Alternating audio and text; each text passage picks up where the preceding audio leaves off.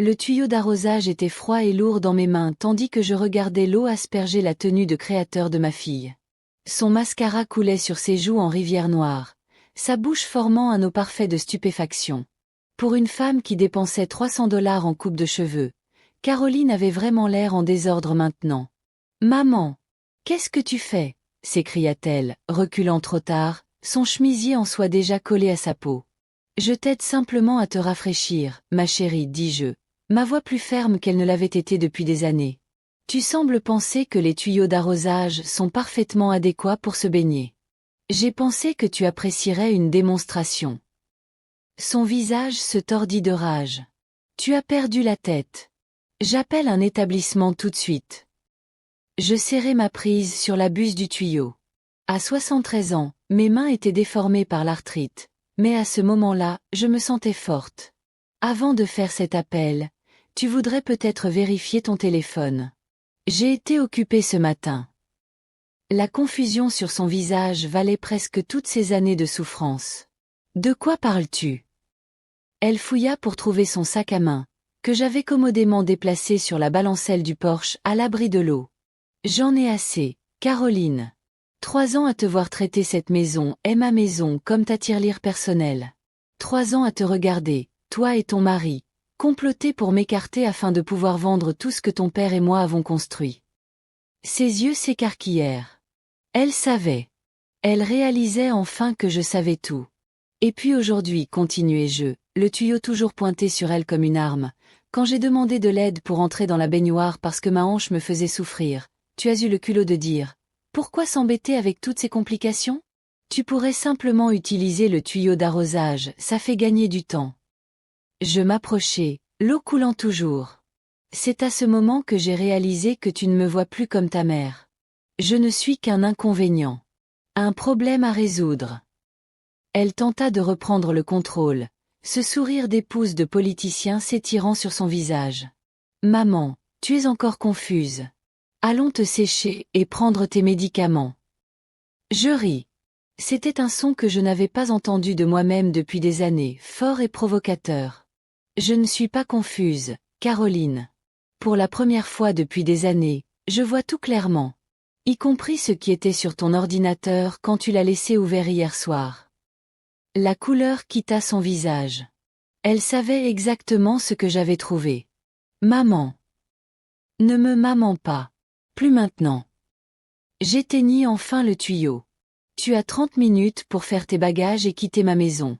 Et si tu te demandes à propos de ces emails à l'agent immobilier et au directeur de la maison de retraite, je les ai tous transférés à mon avocat.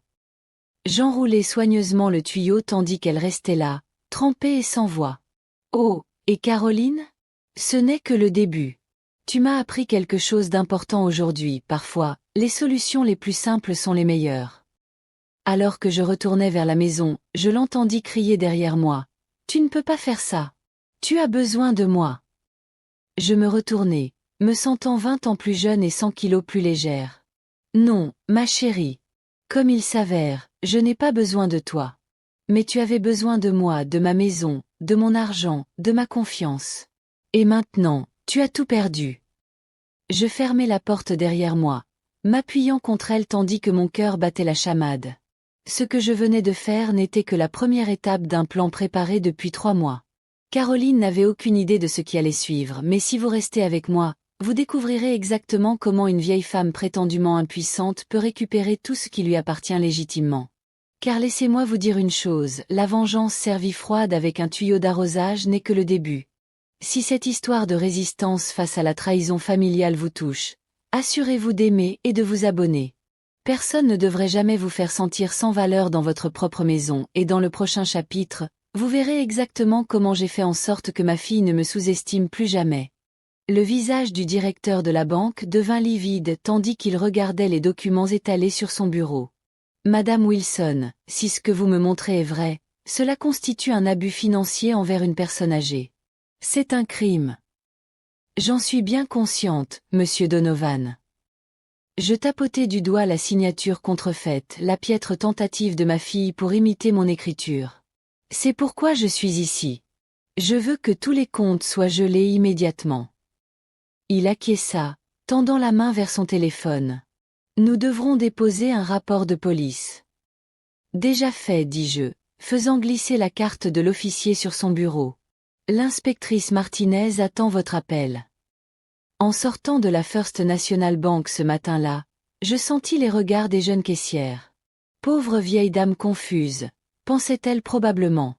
Mais leur pitié était mal placée. Pour la première fois depuis des années, j'avais l'esprit parfaitement clair, et j'étais absolument furieuse. 3 jours s'étaient écoulés depuis que j'avais trempé Caroline avec le tuyau d'arrosage. 3 jours depuis que je l'avais regardée quitter ma maison en tempêtant, me menaçant de poursuites judiciaires, de tutelle et pire encore. Mais elle ne savait pas ce que je faisais pendant les heures tranquilles où elle pensait que je faisais la sieste. Je n'avais pas toujours été ainsi, méfiante, calculatrice, prête à la guerre contre ma propre fille. Il y avait un temps où nous étions proches, où je croyais que Caroline m'aimait autant que je l'aimais. Tout a changé après la mort d'Harold. Mon mari de 48 ans m'avait laissé bien pourvu, notre maison victorienne sans hypothèque, des comptes de retraite substantiels et des investissements qui généraient suffisamment de revenus pour me maintenir à l'aise. Harold avait été méticuleux avec nos finances, m'enseignant tout ce que je devais savoir pour me débrouiller seule. Margaret, avait-il dit durant ses derniers jours en soins palliatifs, sa voix à peine un murmure. Caroline essaiera de prendre le contrôle. Ne la laisse pas faire. Je n'avais pas compris à l'époque. Comment aurais-je pu croire que ma fille unique, ma précieuse fille qui m'avait autrefois fabriqué des cartes pour la fête des mères avec des paillettes et ses petites empreintes de main, me trahirait? La première année après la mort d'Harold, Caroline était attentionnée, trop attentionnée. Les visites hebdomadaires devinrent des vérifications quotidiennes. Des questions désinvoltes sur mes finances se transformèrent en suggestions pour que je l'ajoute à mes comptes au cas où quelque chose arriverait. Quand je suis tombée et me suis cassé la hanche l'hiver dernier, elle a saisi l'occasion. La convalescence était difficile, et dans le brouillard des médicaments contre la douleur, j'ai signé des papiers. Beaucoup de papiers. Ce n'est que plus tard que j'ai réalisé qu'elle m'avait piégé pour me faire donner une procuration et accéder à l'argent de l'assurance vie d'Harold, 250 000 $ qui ont disparu en quelques mois. Le commentaire sur le tuyau d'arrosage n'était pas seulement cruel, c'était l'aboutissement d'une campagne systématique pour me faire sentir incapable, encombrante, finalement, jetable. Ce soir-là, j'étais assise sur ma balancelle de Porsche, sirotant un thé glacé et regardant le coucher de soleil. Mon téléphone vibrait sans cesse avec les appels de Caroline, mais je ne répondais pas. Au lieu de cela, j'ai ouvert l'email de ma nouvelle avocate, Sofia Ramirez, confirmant notre rendez-vous du lendemain. Ma sonnette retentit, me faisant sursauter. Par la fenêtre, j'aperçus le mari de Caroline, Richard, son costume coûteux froissé et son visage rougi par la colère. « Ouvrez la porte, Margaret !» cria-t-il, frappant du poing. « Nous devons parler de ce que vous avez fait. » Je pris une autre gorgée de thé, le laissant s'énerver. Il avait toujours été trop lisse, trop charmant, le complément parfait de l'ambition de Caroline. Ensemble, ils avaient prévu de m'expédier à Sunny Piney Retirement Community, l'établissement le moins cher à des kilomètres à la ronde, pendant qu'ils rénovaient et revendaient ma maison historique. La sonnette s'arrêta, et la voix de Richard revint, plus douce maintenant. « Margaret, s'il vous plaît. Tout ceci n'est qu'un malentendu. Caroline est dévastée. Elle ne veut que le meilleur pour vous. » Je marchai jusqu'à la porte mais ne l'ouvris pas. « Richard. J'ai trouvé les annonces immobilières. J'ai vu les emails concernant l'accélération de l'audience de tutelle. Je sais exactement ce que vous voulez tous les deux. » Silence. Puis, « Vous êtes confuse, Margaret. Ces accusations pourraient déchirer cette famille. » « Cette famille est déjà déchirée, répondis-je, surprise par la fermeté de ma voix. « Dites à Caroline qu'elle aura des nouvelles de mon avocate. »« Et Richard ? Je sais pourtant pas. » J'entendis sa brusque inspiration. L'affaire de Tampa était quelque chose que je n'étais pas censé connaître, la véritable raison derrière leur récent désespoir financier. « Vous ne comprenez pas, commença-t-il. « Je comprends parfaitement. Maintenant, quittez ma propriété avant que j'appelle la police. » Alors que sa voiture s'éloignait, je retournai à mon thé, maintenant froid. Mes mains tremblaient légèrement tandis que je posais la tasse. La confrontation m'avait plus épuisé que je ne voulais l'admettre. Sur la table à côté de moi se trouvait un album photo, Harold et moi le jour de notre mariage, Caroline en élève de CE1 avec ses dents manquantes, des vacances familiales au lac. Tout cela avait-il été un mensonge? Ma fille avait-elle attendu toutes ces années que je devienne vulnérable? Je fermai l'album, incapable de regarder davantage. Demain apporterait une autre bataille, et j'avais besoin de force. Parce que ce que Richard et Caroline ne savaient pas, c'est que j'avais trouvé bien plus que des emails et des annonces immobilières. J'avais découvert le compte offshore. Et cette découverte allait bouleverser leur monde. Avez-vous déjà été sous-estimé à cause de votre âge? Si cette histoire de défense de soi vous parle, n'oubliez pas de vous abonner. Dans notre prochain chapitre, vous verrez exactement ce qui se passe quand ma fille et mon gendre réalisent qu'ils n'ont finalement pas affaire à une vieille femme impuissante. Il a fait que Betty Jackson claqua sa tasse de café si fort que la moitié des seniors dans la cafétéria du centre communautaire se tournèrent pour regarder. À 78 ans, la voix de ma meilleure amie portait encore comme celle d'un sergent instructeur. Essayez de me convaincre que je perds la tête, répétai-je, baissant la voix. Debout sur mon porche à mentir effrontément à propos de Tampa. Les yeux de Betty se rétrécirent derrière ses lunettes violettes en forme d'œil de chat. Quelle audace cet homme! Après tout ce que vous avez fait pour eux. Le tout auquel Betty faisait référence était substantiel. Aider pour l'apport initial de leur première maison, payer pour le mariage extravagant de Caroline, financer les frais de scolarité privée de mon petit-fils, et renflouer la société d'investissement défaillante de Richard non pas une, mais 2 fois. Qu'a dit votre avocate à propos du compte offshore? Demanda Betty, se penchant en avant. Je regardais autour de moi pour m'assurer que personne ne nous entendait. La plupart des autres seniors étaient absorbés par leur jeu de cartes ou bavardaient de leurs petits-enfants. C'est définitivement illégal, dis-je. La piste de l'argent mène directement de mes comptes à la société écran de Richard aux îles Caïmans. Sophia dit que nous avons assez de preuves pour des accusations criminelles. Betty serra ma main. Êtes-vous prête pour ça? Des accusations criminelles contre votre propre fille. La question me frappa durement. L'étais-je? Pouvais-je vraiment être celle qui enverrait Caroline en prison? Malgré tout, elle restait mon enfant. Je me souvenais de l'avoir tenue nouveau-né, de lui avoir appris à faire du vélo, d'avoir applaudi à sa remise de diplôme universitaire. Je ne sais pas, admis-je. Une partie de moi veut justice, mais une autre partie veut retrouver votre fille, termina Betty. Je comprends. Excusez-moi, mesdames, une voix profonde interrompit. Nous levâmes les yeux pour voir Frank Moral, l'inspecteur de police récemment retraité qui enseignait le cours d'autodéfense du centre. Je n'ai pu m'empêcher d'entendre. Exploitation financière. Normalement, j'aurais été mortifié que mes affaires privées soient entendues, mais quelque chose dans le regard direct de Frank me fit hocher la tête. Ma fille et mon gendre, expliquai-je. Ils ont détourné de l'argent, prévu de me placer dans un établissement. Frank tira une chaise sans demander. Malheureusement, j'ai vu des centaines de cas comme le vôtre. Les membres de la famille sont les auteurs les plus fréquents d'abus envers les personnes âgées. Abus envers les personnes âgées, répétai-je, les mots ayant un goût amer. Est-ce bien ce que c'est? Qu'atypique, confirma Frank. Et le commentaire sur le tuyau d'arrosage? Abus psychologique en plus de l'exploitation financière. Il se pencha plus près, son expression sérieuse. Madame Wilson, je sais que c'est difficile, mais si vous ne portez pas plainte, ils recommenceront soit contre vous, soit contre la mère ou le père de quelqu'un d'autre. Betty acquiesça vigoureusement. Il a raison, Margaret. Vous vous souvenez d'Hélène Peterson? Son fils a vidé ses comptes et a disparu. Elle vit maintenant de la sécurité sociale, a dû vendre sa maison. Mon estomac se noua. J'avais rendu visite à Hélène dans son minuscule appartement le Noël dernier, l'avais regardé compter les centimes pour ses médicaments sur ordonnance. Je ne veux pas détruire la vie de ma fille, dis-je doucement. L'expression de Frank s'adoucit. Ce n'est pas vous qui détruisez sa vie. C'est elle qui a fait ses choix. Tandis que nous parlions, un plan commençait à se former. Un qui pourrait rendre justice sans complètement rompre ma relation avec Caroline. Frank proposa de me mettre en contact avec un spécialiste des crimes financiers qu'il connaissait. Betty offrit sa chambre d'amis si les choses devenaient difficiles.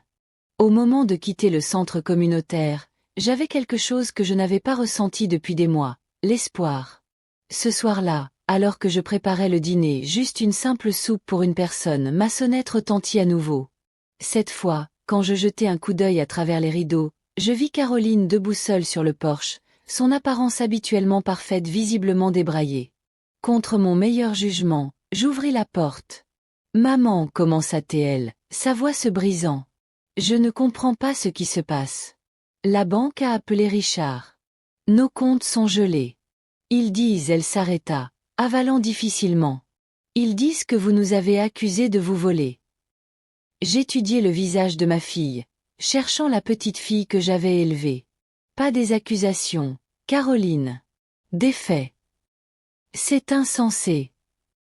Sa composition se fissura. Tout ce que nous avons fait était pour t'aider. Tu n'es pas en sécurité vivant seule.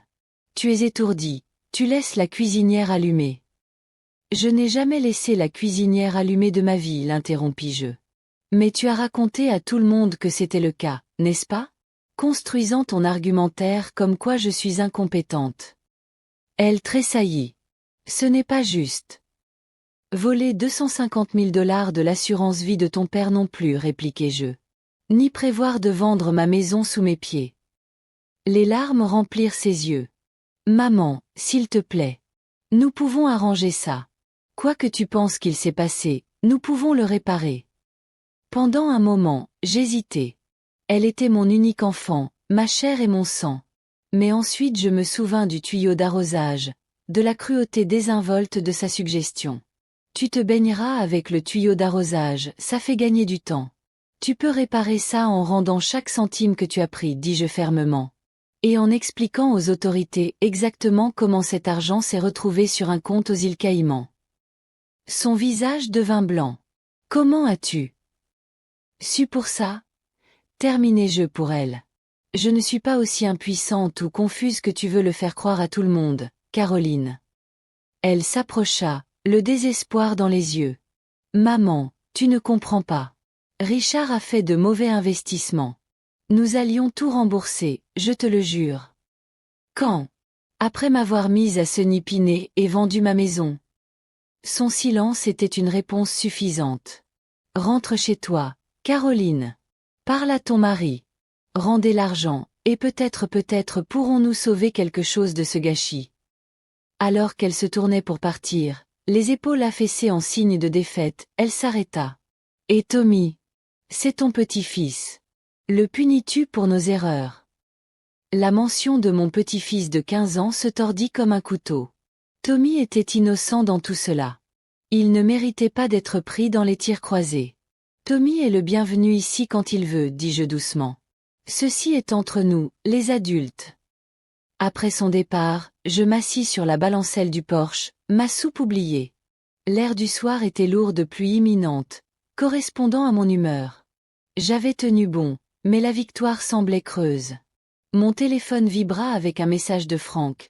Rendez-vous demain au bureau de l'avocate? J'amène quelqu'un qui peut t'aider.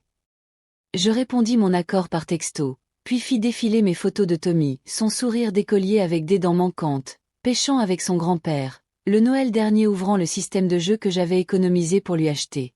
Alors que les premières gouttes de pluie tombaient, je pris une décision. Quoi qu'il arrive ensuite, je trouverai un moyen de protéger Tommy des retombées. Mais je ne reculerai pas. Plus maintenant. Parce que la leçon la plus importante qu'Harold m'ait jamais enseignée était celle-ci. Parfois, les personnes qui nous blessent le plus sont celles que nous aimons le plus. Et parfois, le véritable amour signifie les tenir responsables. Le tuyau d'arrosage était toujours soigneusement enroulé près des marches du porche, un rappel du jour où tout avait changé. Alors que l'éclair illuminait le ciel, je me demandais ce que demain apporterait, et si ma famille pourrait jamais redevenir unie. Si vous avez déjà dû tenir tête à des membres de votre famille qui ont trahi votre confiance, vous savez à quel point cela peut être déchirant. N'oubliez pas d'aimer cette vidéo et de vous abonner pour entendre ce qui se passe ensuite dans mon parcours. Parfois, les batailles les plus difficiles ne sont pas livrées contre des étrangers, mais contre les personnes que nous pensions nous protéger toujours. Madame Wilson, ces documents sont substantiels, dit l'inspectrice Martinez, feuilletant l'épais dossier que j'avais compilé.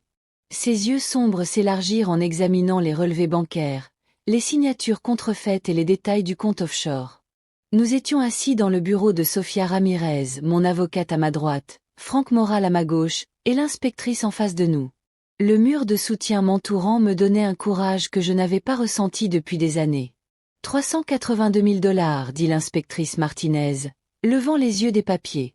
C'est le montant total détourné de vos comptes au cours des 30 derniers mois.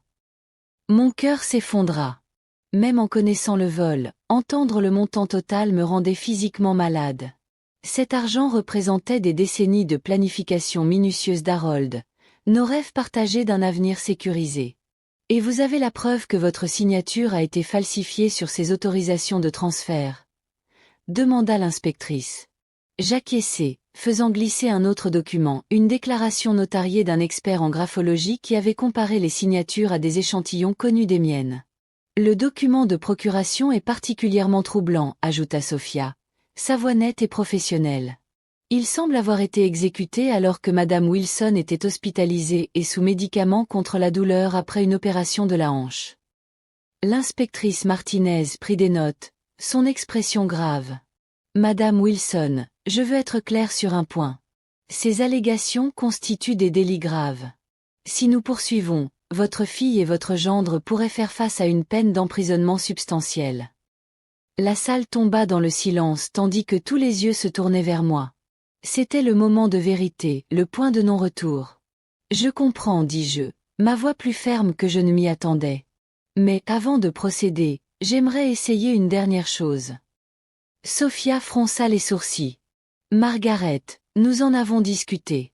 Leur donner une autre chance. Pas une chance, l'interrompis-je. Une opportunité de faire amende honorable. Frank se pencha en avant. Vous pensez à Tommy. J'acquiesçai. Mon petit-fils ne devrait pas perdre ses deux parents en prison s'il y avait une autre solution. Voici ce que je veux, dis-je, me redressant sur ma chaise. Une réunion. Nous tous, demain. J'exposerai exactement ce que je sais et ce qui se passera s'ils ne rendent pas chaque centime et n'acceptent pas mes conditions. L'inspectrice Martinez considéra cela. Je peux être présente en tant que témoin des forces de l'ordre, mais je dois être claire, si des crimes ont été commis, j'ai le devoir d'agir. Je comprends, répondis-je. Mais j'ai besoin de regarder ma fille dans les yeux une dernière fois avant de décider de son sort. Après avoir finalisé les arrangements, Franck m'accompagna jusqu'à ma voiture. La chaleur estivale pesait comme un poids physique, faisant souffrir mes articulations arthritiques plus que d'habitude. Vous faites ce qu'il faut, dit-il, ouvrant la portière de ma voiture. Leur donner une dernière chance montre du caractère. Je souris faiblement. Ou de la folie. Margaret, dit-il, sa voix plus douce que je ne l'avais jamais entendue. Quoi qu'il arrive demain, vous n'êtes pas seule dans ce combat. Quelque chose dans ses yeux me fit sentir 20 ans plus jeune.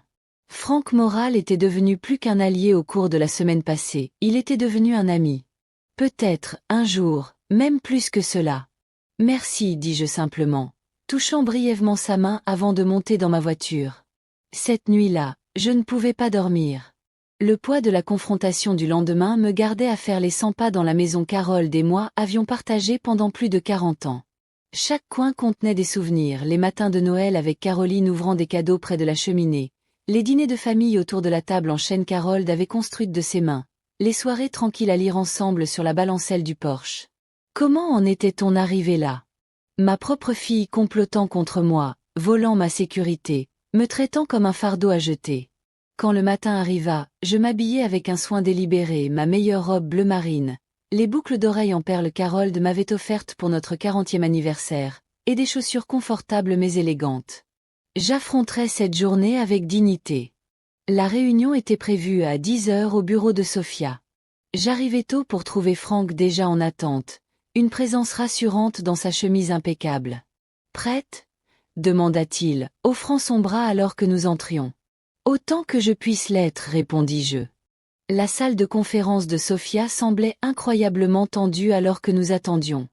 L'inspectrice Martinez arriva ensuite, sa présence officielle donnant de la gravité aux procédures. À 10 heures précises, la réceptionniste annonça l'arrivée de Caroline et Richard. Ma fille entra en premier, son visage pâle mais composé, des lunettes de soleil de créateur cachant ses yeux. Richard suivit, sa confiance habituelle notablement absente, son avocat, un jeune homme à l'air vif avec une coupe de cheveux coûteuse juste derrière. « Merci d'être venu, commença formellement Sophia. Madame Wilson a demandé cette réunion avant de décider de poursuivre ou non des charges criminelles. » L'avocat de Richard interrompit immédiatement. « Mes clients nient catégoriquement tout acte répréhensible.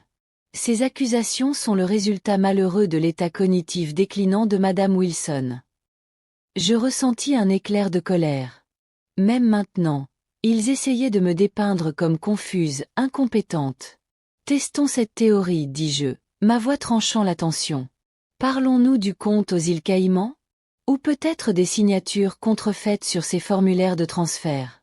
Ou peut-être du timing intéressant de ma procuration, signée pendant que j'étais sous morphine après une opération? » Richard pâlit visiblement. Caroline retira finalement ses lunettes de soleil, révélant des yeux rouges. « Mère, commença-t-elle, tu ne comprends pas. »« Arrête, dis-je fermement. Plus de mensonges. Plus de manipulation psychologique. J'ai chaque document, chaque transfert, chaque email. Y compris se discutant de la façon de me faire déclarer incompétente et de m'interner à Sunny-Pinet. » Je me tournai vers l'inspectrice Martinez. « Pourriez-vous s'il vous plaît partager les charges auxquelles ma fille et mon gendre font potentiellement face ?» L'énumération de l'inspectrice était clinique et dévastatrice. Exploitation financière d'une personne âgée, fraude, contrefaçon, fraude électronique, évasion fiscale. Chaque charge avec sa peine potentielle, des années en prison fédérale, des centaines de milliers de dollars d'amende.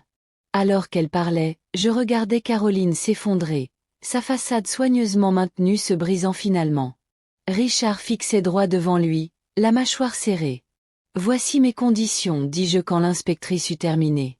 Premièrement, rendez chaque centime tous les 382 000 dollars dans les 30 jours. Deuxièmement, Richard démissionne de son poste chez First Capital Investment et admet les violations éthiques que j'ai documentées.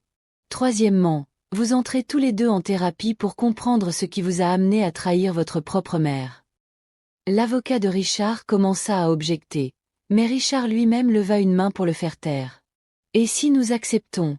demanda-t-il, sa voix rauque. « Alors je ne porterai pas plainte, dis-je simplement. Cela restera une affaire de famille. »« Et si nous refusons ?» chuchota Caroline. Je rencontrai directement les yeux de ma fille. Alors l'inspectrice Martinez quittera cette pièce avec ma déclaration formelle, et vous serez arrêté avant la fin de la journée. Le silence qui suivit était assourdissant. Nous avons besoin de temps pour réfléchir, commença l'avocat de Richard. Vous avez jusqu'à 17 heures aujourd'hui, répliquai-je. Pas une minute de plus. Alors qu'il partait, Caroline s'arrêta à la porte, se retournant pour me regarder avec une expression que je ne pouvais pas tout à fait déchiffrer. Regret? Colère? Peur? Quoi que ce soit, je refusais de me laisser influencer. Quand ils furent partis, je me permis enfin de trembler, l'adrénaline de la confrontation me laissant épuisé. « Vous étiez magnifique, dit doucement Frank, plaçant une main rassurante sur mon épaule. « La balle est dans leur camp maintenant, ajouta Sophia. « Mais Margaret, êtes-vous sûre de cette offre?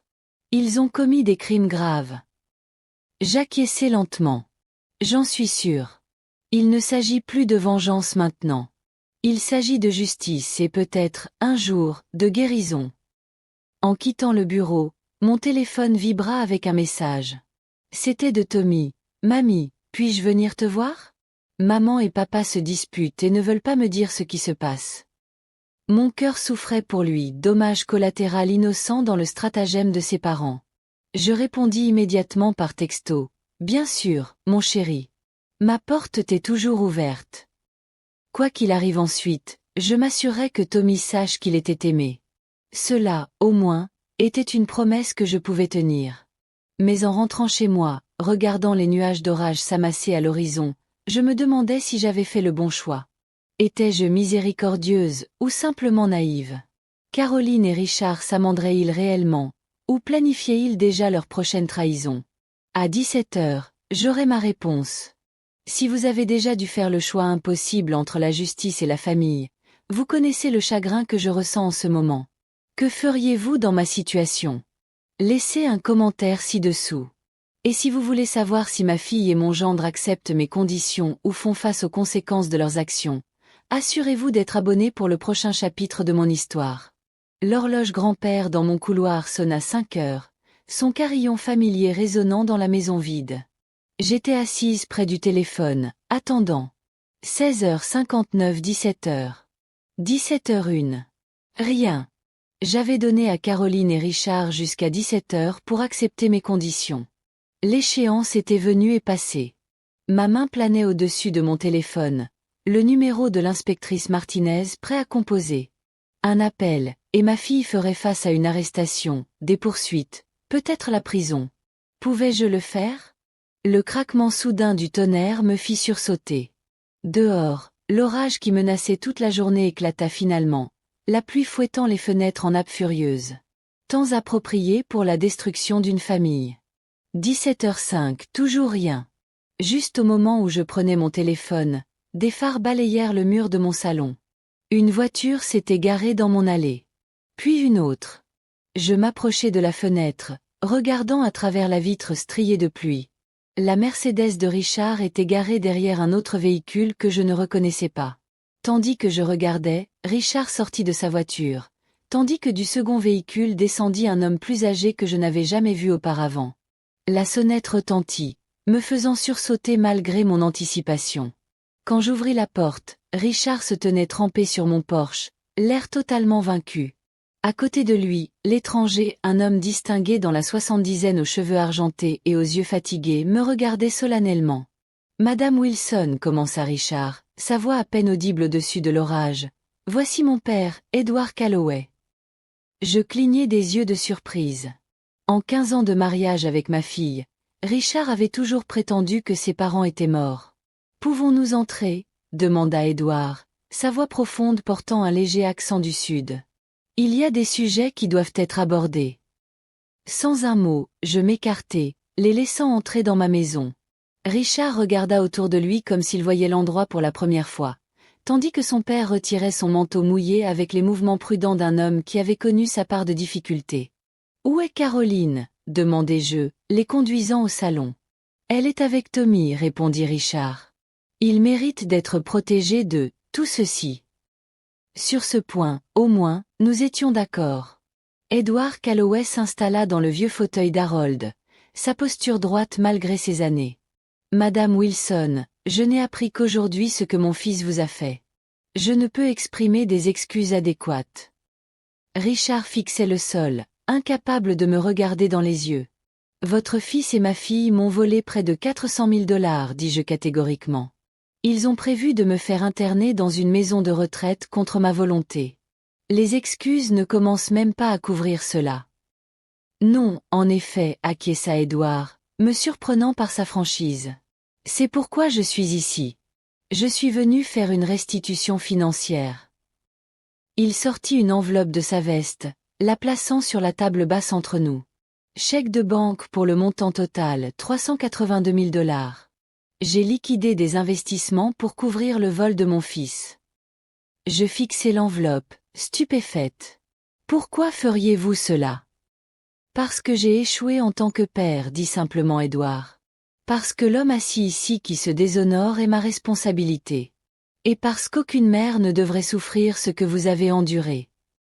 Richard parla enfin, sa voix creuse. Je n'ai jamais parlé de mon père à personne parce que j'avais honte. Il était concierge de lycée. Je me suis réinventé à l'université, créé une fiction sur le fait d'être un orphelin issu de la richesse. Il rit amèrement.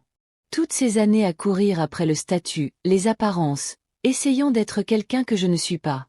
Cela n'excuse pas de me voler, dis-je sèchement. Non, acquiesça Richard. Rien ne l'excuse. Edward se pencha en avant. Madame Wilson, je ne peux pas défaire les dommages que mon fils a causés, mais je peux m'assurer que vous soyez financièrement intact. Le chèque est à vous, sans condition. J'étudiai le visage d'Edward, voyant un remords sincère dans des yeux si similaires à ceux de Richard. Et les autres conditions?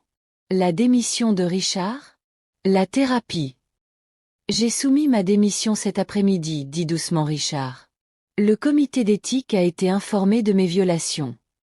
Et la thérapie, insistai-je. Richard hésita.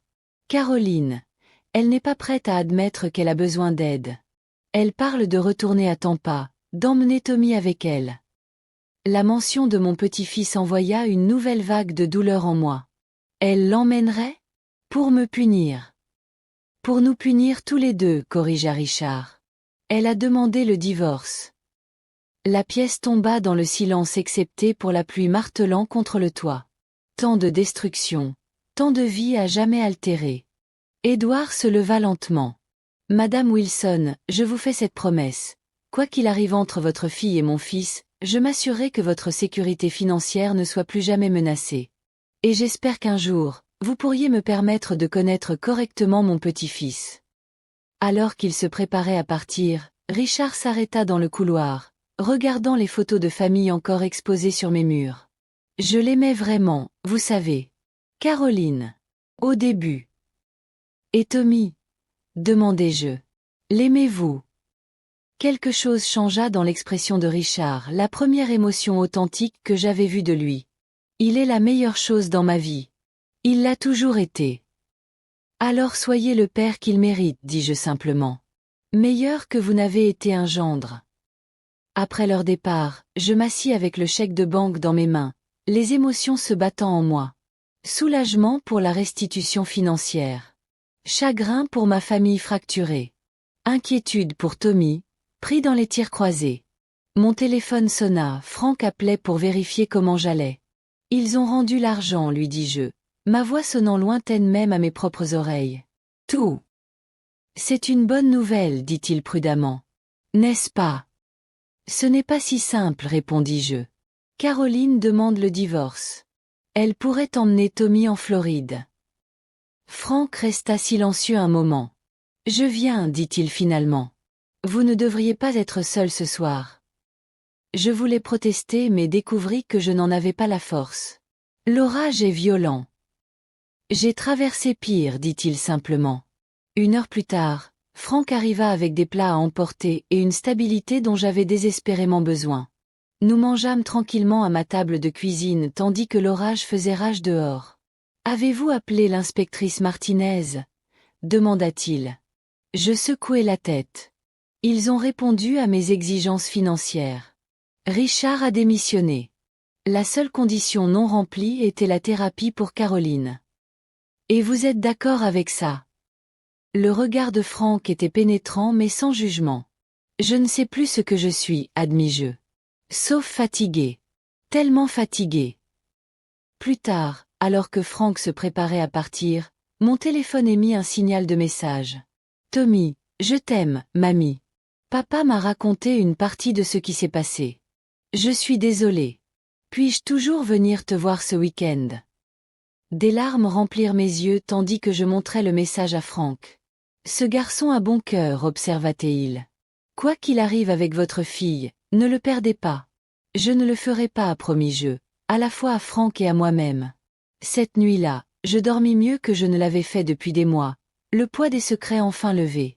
L'orage s'était dissipé au matin, laissant derrière lui un monde lavé et un arc-en-ciel s'arquant à travers le ciel oriental. Alors que je sirotais mon café du matin sur le porche, regardant le lever du soleil, je réalisais quelque chose d'important. L'incident du tuyau d'arrosage n'avait pas seulement concerné la vengeance. Il s'agissait de récupérer mon pouvoir, ma voix, mon droit à la dignité dans ma propre maison. Je ne savais pas ce que l'avenir réservait avec Caroline. Si la réconciliation était possible ou même souhaitable. Mais je savais ceci, je ne permettrai plus jamais à quiconque de me faire sentir sans valeur ou encombrante. Je ne serai plus jamais silencieuse face au mauvais traitement. Et quelque part dans cette connaissance, je trouvais la paix. Avez-vous déjà dû tenir tête à des membres de votre famille qui ont essayé de profiter de vous? Cela demande un courage énorme, surtout quand on vous dit que votre âge vous rend incapable ou confuse. Si cette histoire vous a touché, veuillez vous abonner et la partager avec quelqu'un qui pourrait avoir besoin d'entendre qu'il n'est jamais trop tard pour récupérer son pouvoir. Et restez à l'écoute pour notre prochain chapitre, où vous découvrirez si ma relation avec ma fille peut un jour être réparée et le nouveau chapitre surprenant qui s'ouvre dans ma vie. Mamie, regarde ça. La voix de Tommy résonnait dans le jardin tandis qu'il démontrait une figure compliquée sur sa planche à roulettes. sa silhouette adolescente élancée réussissant d'une manière ou d'une autre à rester droite sur l'étroite planche. J'applaudis depuis mon siège sur la terrasse, sincèrement impressionné. Merveilleux! Fais juste attention à mes rosiers, mon chéri. 3 mois s'étaient écoulés depuis la confrontation avec Richard et son père. 3 mois de reconstruction, de restructuration et de réimagination de ce que signifiait la famille. Tommy passait maintenant tous les 2 week-ends avec moi. Un arrangement formalisé par le tribunal familial après que Caroline ait mis à exécution sa menace de déménager à Tampa. Richard avait surpris tout le monde en se battant pour la garde partagée et en gagnant, en grande partie grâce au propre témoignage de Tommy sur son désir de maintenir des relations avec ses 2 parents et sa grand-mère. Madame Wilson. Frank apparut de l'intérieur de la maison, portant un plateau avec de la limonade. J'ai pensé que vous 2 pourriez avoir soif. Tommy abandonna sa planche à roulettes, se précipitant. Merci, monsieur Moral. La limonade de mamie est la meilleure. Frank était devenu une présence constante dans ma vie, d'abord comme allié dans ma bataille financière, puis comme ami, et récemment, quelque chose de plus. À notre âge, la romance se développait différemment, moins de passion, plus de compagnie, de valeurs partagées et de respect mutuel. Comment avance la candidature à l'université ? Demanda Frank à Tommy alors que nous nous installions tous autour de la table de la terrasse. Tommy gémit dramatiquement. La rédaction me tue. Décrivez un défi que vous avez surmonté. Genre, par où commencer avec l'année dernière. J'échangeai un regard avec Frank. Tommy avait en effet traversé d'énormes défis, le divorce de ses parents, le déménagement de sa mère, les révélations sur les violations éthiques de son père. À travers tout cela, il avait montré une résilience remarquable. Parfois, les histoires les plus difficiles sont les plus importantes à raconter, dis-je doucement. Mais seulement si tu es prêt. Peut-être, concéda Tommy, avalant sa limonade. Papa m'emmène visiter Northwestern le week-end prochain. Leur programme d'ingénierie a l'air incroyable.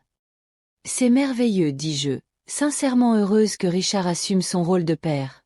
Notre relation restait tendue, mais pour le bien de Tommy, nous maintenions une communication civile.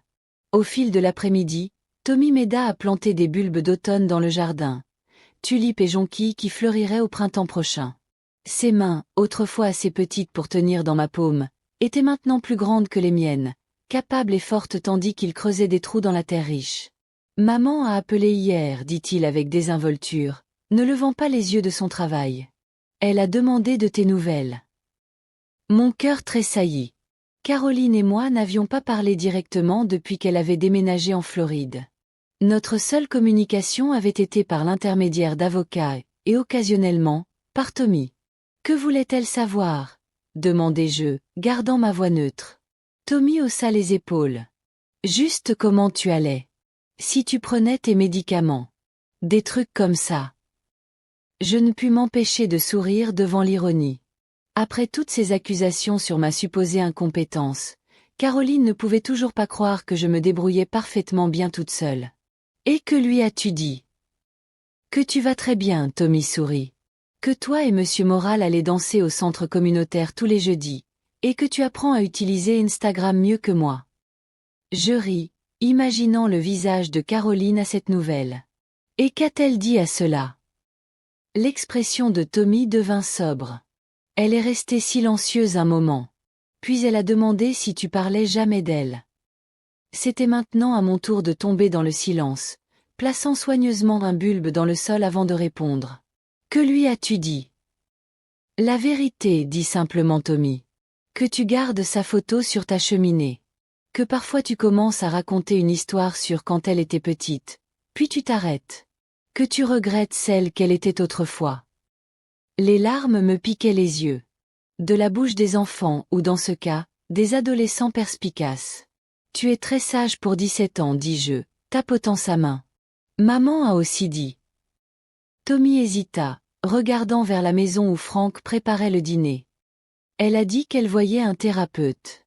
Qu'elle travaillait sur certaines choses concernant la mort de grand-père et comment elle l'a gérée. Cette nouvelle me frappa comme un coup physique. Après tout, Caroline avait cherché une thérapie de son propre chef ? A-t-elle dit autre chose ? Demandai-je, essayant de garder ma voix stable. Tommy acquiesça. Elle a demandé si tu accepterais un appel d'elle. Pas tout de suite, mais peut-être un jour. Ce soir-là, après que Tommy soit allé se coucher dans ce qui était maintenant officiellement sa chambre chez moi, Franck et moi nous assîmes sur la balancelle du porche, la même où j'avais autrefois contemplé la destruction de ma famille. Elle tend la main, observa Franck après que je lui ai raconté la révélation de Tommy. C'est significatif. Ça pourrait être de la manipulation, dis-je, la prudence durement acquise des derniers mois s'affirmant. Ou elle pourrait vouloir quelque chose. Franck prit ma main, ses doigts chauds contre les miens. Ou elle pourrait sincèrement essayer de changer. Je ne sais pas si je peux lui faire confiance à nouveau, admis-je. Ou si je le veux même. Vous n'avez pas à décider ce soir, dit raisonnablement Franck. La guérison prend du temps. Nous nous balançâmes doucement dans la brise du soir, le tuyau d'arrosage, oui, le même maintenant soigneusement enroulé sur son nouveau support mural que Franck avait installé. J'avais envisagé de le remplacer mais finalement décidé de ne pas le faire. Ce tuyau était devenu un symbole de ma libération. Un rappel que j'étais plus forte que quiconque, y compris moi-même, ne l'avait cru. Le lendemain matin, je trouvai Tommy déjà à la table de la cuisine, penché sur son ordinateur portable. « Tu travailles sur cette rédaction pour l'université ?» demandai-je, mettant en marche la cafetière. Il acquiesça, ne levant pas les yeux.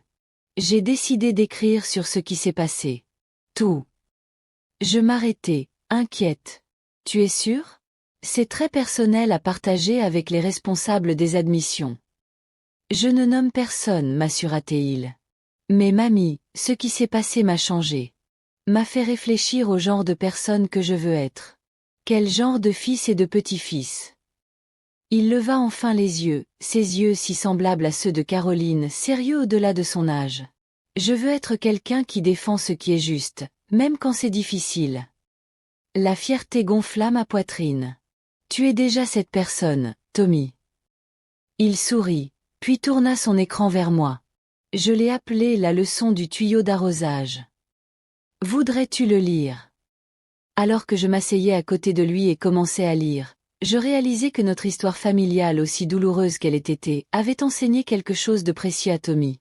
Que les limites comptent. Que l'amour ne signifie pas permettre les mauvais traitements. Que parfois, la chose la plus forte que vous puissiez faire est de dire c'est fini. Plus tard ce jour-là, après que Franck ait emmené Tommy à un match de baseball, je me tenais dans mon salon regardant la photographie de Caroline sur ma cheminée. Elle avait environ 12 ans sur la photo, souriant largement lors d'un camping familial, ses bras jetés autour du cou d'Harold. Qu'était-il arrivé à cette fille joyeuse? Où nous étions-nous trompés? Peut-être étaient-ce des questions sans réponse simple. Peut-être étaient-ce des questions que Caroline se posait enfin en thérapie. Je pris mon téléphone, créant un nouveau message texte pour le numéro que je connaissais encore par cœur. Tommy m'a dit que tu vois un thérapeute. Je suis fière de toi pour avoir franchi ce pas. Quand tu seras prête, je prendrai cet appel. Je ne m'attendais pas à une réponse immédiate ou à une réponse tout court. Mais alors que je posais mon téléphone, il sonna presque instantanément. Merci, maman. Je ne mérite pas une autre chance, mais je travaille à devenir quelqu'un qui pourrait la mériter. Ce n'était pas une réconciliation. Ce n'était pas le pardon. Mais c'était un début, une minuscule graine plantée dans un sol qui avait autrefois semblé stérile. Comme les bulbes que Tommy et moi avions plantés, il faudrait du temps pour voir si quelque chose de beau pourrait en pousser. Mais pour la première fois en des mois, je me permis d'espérer. Parce que parfois, la forme la plus puissante de vengeance n'est pas la punition du tout, c'est de récupérer votre propre vie si complètement que ceux qui ont essayé de vous diminuer ne peuvent que regarder avec émerveillement. Si cette histoire a touché votre cœur, veuillez vous abonner et la partager. Tout le monde mérite de savoir qu'il a la force de se défendre, quel que soit son âge. Et si vous faites face à une trahison familiale, souvenez-vous de mon parcours, parfois le chemin vers la guérison commence par un simple tuyau d'arrosage et le courage de dire assez. Restez à l'écoute pour notre dernier chapitre, où vous découvrirez les cadeaux inattendus qui sont venus de mes moments les plus sombres. 1 an plus tard. Maman! Les traiteurs sont là. La voix de Tommy portée depuis la cour avant tandis que j'ajustais les fleurs fraîches dans la salle à manger. À 18 ans, maintenant étudiant de première année à Northwestern University, Il avait grandi de 5 centimètres de plus et se tenait avec la confiance d'un jeune homme qui connaissait sa valeur. « J'arrive, » répondis-je, jetant un dernier regard autour de la maison. Tout était prêt pour la première visite de Caroline en 18 mois. La chambre d'amis préparée avec du linge frais. Son gâteau à la noix de coco préféré refroidissant sur le comptoir. Des photos de la remise de diplôme du lycée de Tommy, à laquelle elle avait assisté séparément de Richard et moi bien en vue. Franck apparut dans l'embrasure de la porte, beau dans un blazer bleu marine. « Besoin d'aide, Margaret. » Je lui souris, encore étonné de la façon dont la vie pouvait vous surprendre à 74 ans. Juste un peu de courage. Il traversa la pièce, prenant mes mains dans les siennes. Vous en avez beaucoup. Plus que quiconque que je connaisse. La sonnette retentit, faisant accélérer mon cœur. Ce n'était pas juste une visite. C'était Caroline venant assister à notre mariage, celui de Franck et moi, prévu pour le lendemain après-midi dans mon jardin. La réconciliation avec ma fille avait été lente, hésitante et imparfaite. D'abord vinrent les messages textes. Puis les appels téléphoniques. Une rencontre sur un terrain neutre il y a 6 mois. Un café à mi-chemin entre Tampa et ma maison, avec Tommy présent comme tampon et pont. Caroline avait changé. La thérapie l'avait aidée à affronter des vérités sur elle-même qu'elle avait longtemps évitées, son deuil compliqué concernant la mort d'Harold, son ressentiment envers ce qu'elle percevait comme mon autosuffisance, ses schémas malsains dans les relations. Elle avait également été diagnostiquée avec anxiété et dépression, conditions qu'elle gérait maintenant avec thérapie et médicaments. J'avais changé aussi. Travaillant avec mon propre thérapeute, j'avais reconnu les façons dont j'avais parfois tenu Caroline à distance, ma tendance à présenter une façade capable plutôt que d'admettre la vulnérabilité, ma réticence à demander de l'aide même quand j'en avais besoin. Nous n'étions pas la mère et la fille des photographies sur mes murs. Nous ne le serions probablement plus jamais. Mais nous construisions quelque chose de nouveau, plus honnête, plus conscient, avec des limites plus fermes et une communication plus claire. Tommy bondit dans la maison. Mamie, la tente est magnifique. Et devine quoi? Papa vient d'appeler, son vol a atterri tôt, donc il sera là pour le dîner de répétition ce soir. Le fait que Richard assisterait à notre mariage était en soi un petit miracle, témoignage du pouvoir guérisseur du temps et de son propre parcours de responsabilité. Il avait reconstruit sa carrière éthiquement, repartant de zéro dans une entreprise plus petite. Plus important encore, il avait reconstruit sa relation avec Tommy par une présence constante et des remords sincères. Quant à Edward Calloway, le père de Richard, il était devenu un ami inattendu. À 79 ans, il avait trouvé un esprit apparenté en moi, un autre parent naviguant le terrain compliqué des erreurs des enfants adultes. Il porterait un toast au mariage de demain. Maman. La voix de Tommy s'adoucit. Elle est là. Je lissai ma robe, pris une profonde respiration, et marchai vers la porte d'entrée. Caroline se tenait sur mon porche, plus mince que dans mes souvenirs, ses cheveux plus courts, ses yeux contenant une méfiance qui me brisait le cœur. Elle serrait un petit sac cadeau comme un bouclier. « Bonjour, maman, dit-elle, sa voix se brisant légèrement. « Bonjour, ma chérie, répondis-je, reculant pour la laisser entrer. « Bienvenue à la maison. » Le moment resta suspendu entre nous, fragile et chargé d'histoire. Puis Tommy brisa la tension, enveloppant sa mère dans une étreinte d'ours qui la fit rire malgré elle. « Viens voir tout » s'exclama-t-il, l'entraînant vers le jardin où les chaises étaient disposées pour la cérémonie du lendemain. « Mamie et Franck font un lâcher de papillons au lieu de jeter du riz, c'est pas génial ?» Comme il disparaissait à travers la maison, Franck serra mon épaule. « Ça va. » J'acquiesçai, retenant des larmes. Je me rappelle juste combien de chemins nous avons parcouru. Ce soir-là, notre dîner de répétition rassembla la collection la plus étrange de personnes, mes amis du centre communautaire, les enfants adultes et petits-enfants de Franck, Richard et son père, Tommy rebondissant entre tous les groupes avec l'aisance sociale de la jeunesse, et Caroline, calme mais présente, faisant un effort avec tout le monde. Alors que le dessert était servi, je m'éclipsai dans la cuisine pour un moment de solitude. Les émotions de la journée m'avaient submergé plus que je ne m'y attendais. Besoin d'aide pour quelque chose. La voix de Caroline me surprit alors qu'elle entrait dans la cuisine. Je reprends juste mon souffle, admis-je. Elle acquiesça, comprenant. C'est beaucoup. Tout le monde ensemble comme ça. Nous nous tenions dans un silence gêné pendant un moment avant qu'elle n'atteigne le sac cadeau qu'elle avait apporté plus tôt. Je voulais te donner ceci en privé, dit-elle, le tendant. À l'intérieur, je trouvais une petite photographie élégamment encadrée que je n'avais jamais vue auparavant, Harold tenant Caroline nourrisson, son visage illuminé de joie alors qu'il regardait sa fille nouveau-née. « Où as-tu trouvé ça ?» demandai-je, ma voix à peine un murmure. « Dans les vieux dossiers de papa, expliqua Caroline. Je les ai parcourus, essayant de mieux le comprendre. Essayant de nous comprendre. Je traçai le visage d'Harold sur la photographie. Il serait heureux à propos de demain. Il a toujours aimé Frank. Je sais, dit doucement Caroline. Puis, avec un effort visible, je suis désolée, maman. Pour tout. Pour le commentaire sur le tuyau d'arrosage particulièrement. C'était cruel et je le savais quand je l'ai dit. Les excuses, directes et sans réserve, me prirent au dépourvu. Pourquoi l'as-tu dit? Elle considéra cela, la thérapie évidente dans sa réponse réfléchie. Parce que j'étais en colère. Parce que prendre soin de toi semblait un fardeau pour lequel je n'étais pas prête. Parce que j'avais peur de te perdre comme j'ai perdu papa, et au lieu d'affronter cette peur, je t'ai repoussé en premier. Elle fit une pause. Rien de tout cela n'est une excuse. Juste des explications. Je plaçai soigneusement la photographie sur le comptoir. Je pensais que je ne te pardonnerais jamais. Je ne t'en aurais pas blâmé, dit-elle, rencontrant directement mes yeux.